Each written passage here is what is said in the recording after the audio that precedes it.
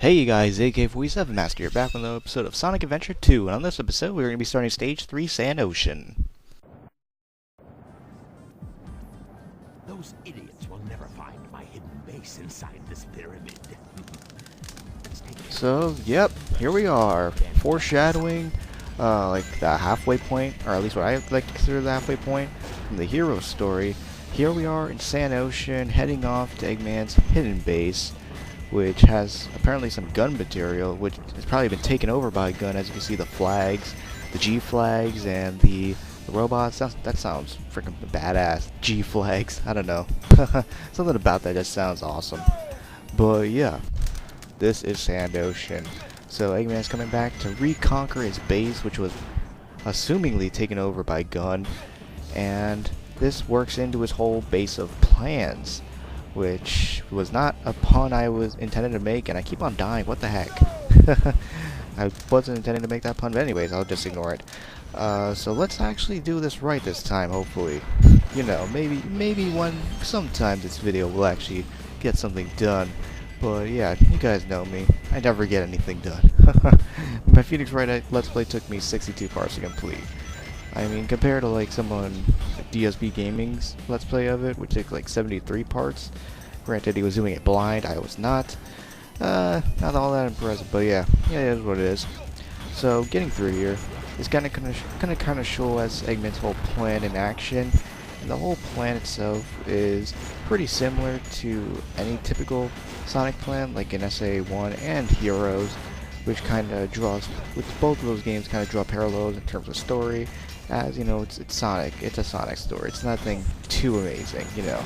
It's nothing too breathtaking by any means. And basically collect all the Chaos Emeralds, go up to space, and destroy Sonic. That is the plan.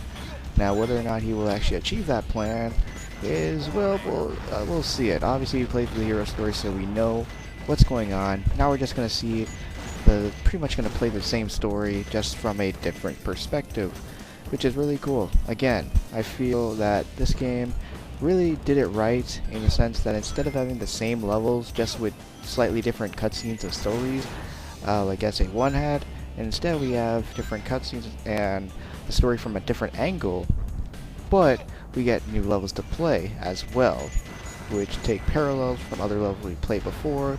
This level kind of similar to Stage 10, which is a Tails level.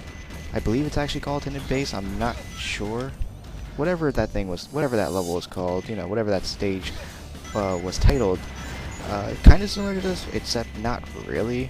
I wouldn't say so. And I can't wait until we get to some of the further stages, because we have some really interesting, very eerie stages to say the least in this dark story, which I kind of find cool since it is in fact a dark story. So, you know, what do you expect? You expect darker stages. There's actually one coming up soon, and this is already the second, like, darker, like light-wise. This is the second darker stage we've already played through. I mean, the first stage, friggin', I could barely see where I was going. That's how dark it was. It was almost a detriment to me as the Let's Player in general, and I feel like I've walked through here before, but nope. It's actually different, believe it or not. I don't know. I think Eggman's sense of geography or sense of decoration is pretty symmetrical, if you ask me. Because I'm kind of losing myself. I'm kind of getting lost in here. This is not one of those levels I played a whole lot exactly. I don't really play a whole lot of the the dark story to begin with, really. I played the hero story a lot more, obviously, for obvious reasons, since I get to play with characters from the Sonic universe that I'm more used to than someone like Rouge the Bat and Shadow. And yeah. And for those of you wondering why exactly the 3D Sonic's franchise or 3D Sonic trend kind of went down the drain over the years, I'll kind of talk about that because I don't really have anything else to talk about. And I'm sure for those of you classic Sonic veterans and modern Sonic veterans, I'm guessing, probably know what happened. So basically, SA1 came out. And then a good chunk of the community said, screw this, if this is the direction Sonic Team's going to take, we are not with it. We are not going to actually play this game because it's not enjoyable. The main reason being is that, again, around 15 or 16 of the same exact levels, just with different characters and pretty much the same objectives.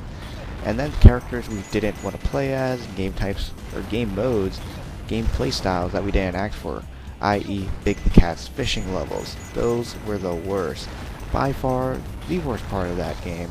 Not as bad as everyone says it is. I mean, after you get the hang of it, believe it or not, it's actually sort of kind of enjoyable. At least that's the way I feel about it. I mean, it's not that long of a story. It is the shortest story with only 3 levels, 3 stages, that's it.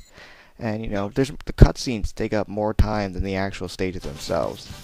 And, you know, over the years, I mean, the games have just had deteriorated in quality, except for this game. In fact, this game is actually better than its predecessor. But then Heroes was basically the same 14 levels again, played 4 times, and then we got Shadow the Hedgehog, which had guns, and it wasn't a good outcome for the series. With the Chaos Emerald in the Space Colony Ark.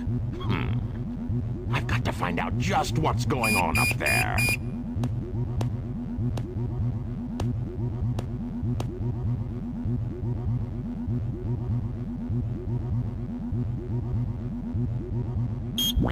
We interrupt this broadcast for an important news flash. I'm just gonna scratch There my has butt. been a Don't mind me. break-in at the Federal Reserve Bank today. Mysteriously, the only thing that was stolen was the Chaos Emerald. According to eyewitnesses at the scene, the suspect was identified as the world-renowned hero, Sonic the Hedgehog. The suspect was seen fleeing the scene, destroying the reserve's guard robots in his path. Stay tuned for more Sounds more details. like the work of Shadow.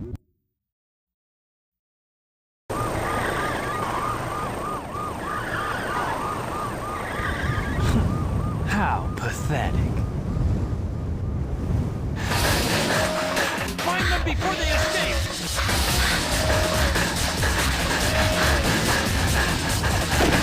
Maria!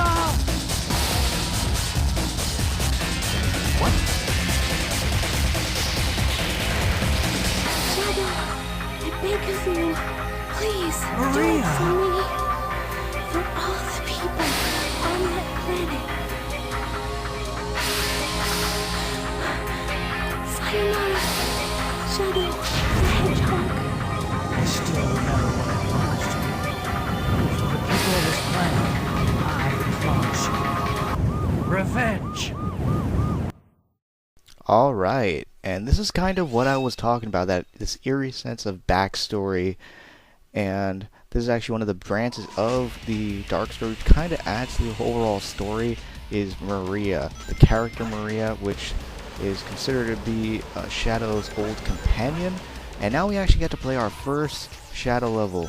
So we're already 4 stages in, well 3 stages done, playing the 4th stage, finally get a Shadow level, and we can see it is very fast paced, very cool, again very dark, more of a dark side of this game, which is the dark story itself, which is where it gets its name pretty much. Very cool. As you can tell, this is a parallel kind of what's that level called? Mission Street. I'm not gonna forget all the levels, guys. Especially since I just finished that side of this Let's Play, the Hero side. I'm not gonna forget all the levels. Mission Street's kind of like a faster version of Mission Street with a lot more cool, like parkour style, extreme set pieces, like this one in particular. Look at that! Look at that! How the heck are cars expected to get through that? I mean, I could take a loop-de-loop. Alright, that's understandable. But a broken highway? Come on. I mean, no wonder the stage is called Radical Highway. I mean, that's pretty radical to me. That seems pretty radical. And, of course, we have our first example of multi-homing attacking. Or at least, like, quad-homing attacking. I believe there were 4 robots there. I believe so. And just like in City Escape, well, I screwed it up there, but just like in City Escape, we got those bars we could jump off of, which I wish I would have done, because I really don't want to do this. It's just going to kind of like slow us down. And this is one of the things that really got people annoyed about 3D Sonic, is that the puzzles would kind of take away, or not the puzzles, the obstacles would take away from the speed element itself. And the fact that a lot of times when you were playing a 3D Sonic game, usually there were more options or levels you had to do that weren't exactly options. They were more like mandatory gameplay styles that you were forced to do in order to get to the speed stages.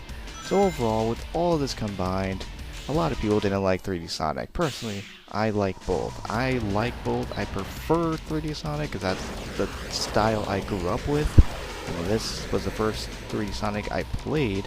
I did play Sonic the Hedgehog 3, I believe, prior to this game. 3 or 2, I believe it's 2, I'm not sure. And, oh, there we go, got the golden bug. Nice, I just wanted to make sure I did that. And if we had the Lightspeed Dash, we wouldn't be able to get off that, or get on that thing real nicely, but oh well. But, you know, 3D Sonic is what I grew up with, it's what I'm used to, it's what I personally prefer. You guys could disagree with me, but that's just my opinion.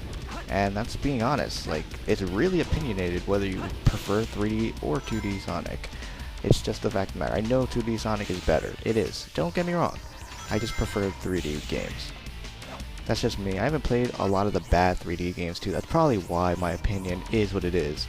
'Cause, I mean, I never played Sonic 06. I have played Shadow the Hedgehog, but I kind of liked it because it gave you an insight on Shadow's whole background and story, and more so background on Maria and what exactly happened to her and what was the outcome of that whole subplot, which I think was really cool of them to do, you know what I mean?